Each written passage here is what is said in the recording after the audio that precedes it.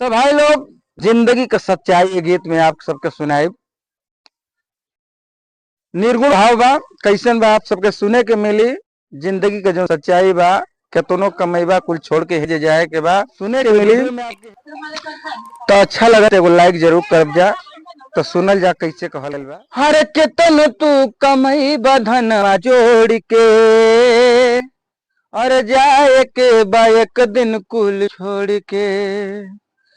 हर केतन तू कमई बधनवा जोड़ के, जाए के बा एक दिन कुल छोड़ के।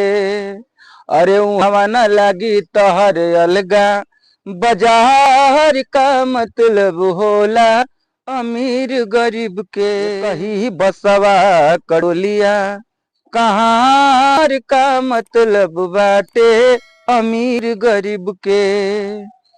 एक ही बसवा कडोलिया और कहार का मतलब बाटे अमीर गरीब के कर खातिर करे बेईमानी, मिली ना समय पर कहियो पानी।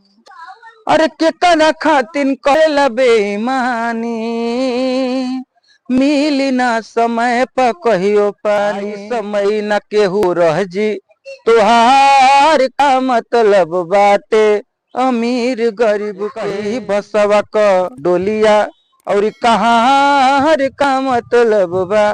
तो वीडियो अच्छा लगल भाई लोग तो एक लाइक करब जाए यार, बहुत कम लाइक आवेला हमारा वीडियो पर। ये निर्गुण आपके कैसन लगल कमेंट में जरूर बताइए। फिर एगो वीडियो पावे खातिर चैनल सब्सक्राइब कर ली।